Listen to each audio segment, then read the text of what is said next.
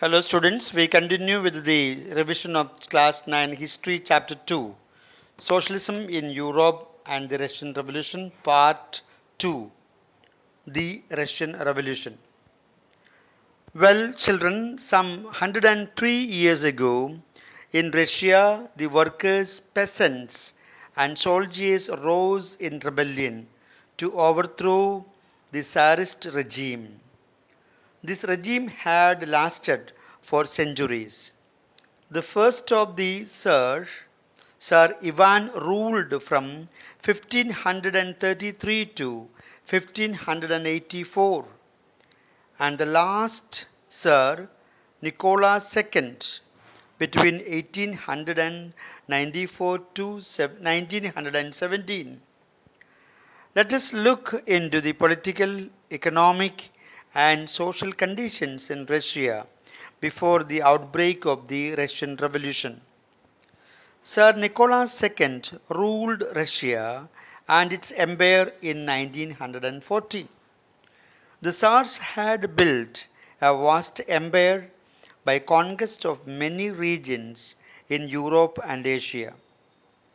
Besides the territory around Moscow, the Russian Empire included current-day Finland, Latvia, Lithuania, Estonia, parts of Poland, Ukraine, and Belarus.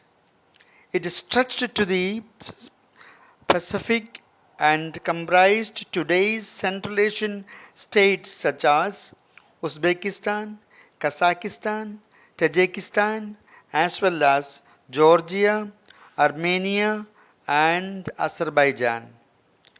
The majority religion was Russian Orthodox Christianity, which had grown out of the Greek Orthodox Church.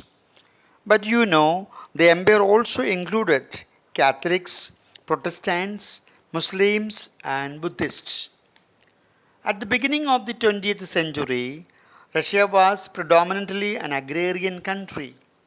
About 85% of the Russian population earned their living from agriculture. Russia was one of the least industrialized country at that time. In the Russian Empire, the cultivators produced for the market as well as for their own needs, and Russia was a major exporter of grain. Children, the big landlords, members of the imperial family, and the clergy owned more than 60% of the cultivable land. The gulf that divided the landlords and the peasant serfs, was too wide. Serfdom was abolished in 1891, but the peasants had to pay heavy dues for the land they got. Their land holdings were small and they had no resources to develop the land. Therefore, they occasionally pooled their lands together into a, into a commune and divided their income according to the efforts and needs of various families. Again, like the workers, peasants too were divided. They were also deeply religious. In Russia, peasants wanted the land of the nobles to be given to them. Often they refused to pay rent and even murdered landlords. In 1902, this happened on a large scale in South Russia and again in 1905 all over Russia. Industrialization began in Russia late in the second half of the 19th century. Half of the capital invested in industries came from foreign countries. Prominent industrial areas were St. Petersburg and Moscow. Craftsmen undertook much of the production. Many factories were set up in the 1890s. Children, notable progress was made in the field of oil, coal, iron industrial production. The working population in Russia was different from other countries in Europe. The workers could be divided into three categories.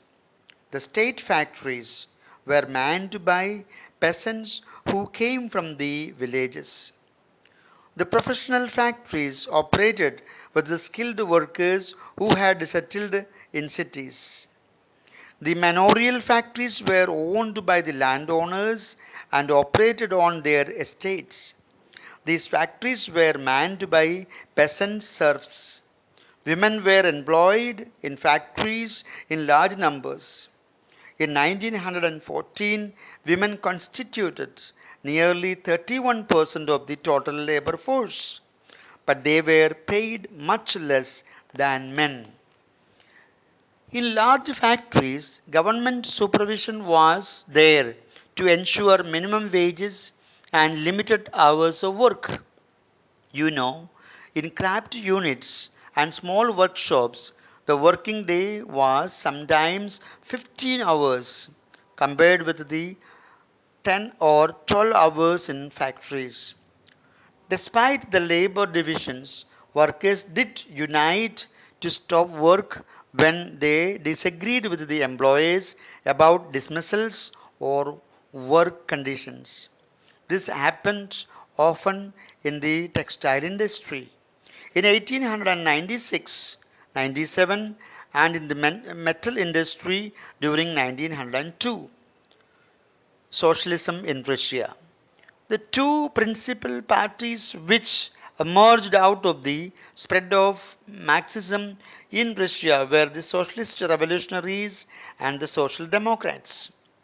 The Socialist Revolutionaries worked among the peasants, whereas Social Democratic Party was functioning among the industrial workers. The Russian Social Democratic Workers' Party was founded in 1898.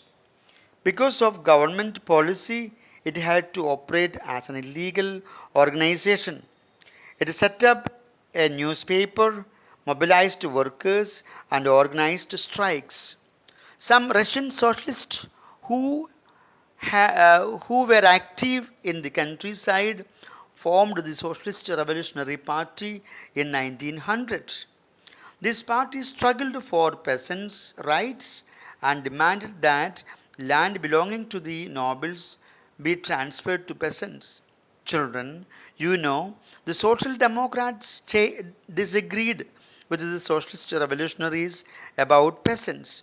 According to Lenin, the Socialist Revolutionaries could not all be part of a socialist movement. In 1903, the Social Democratic Party broke into two factions, the Bolsheviks, majority faction, and the Menshevik, the minority group. The Bolshevik believed that they should stick to the revolutionary creed, whereas the Menshevik wanted to carry on their struggle in a legal parliamentary manner.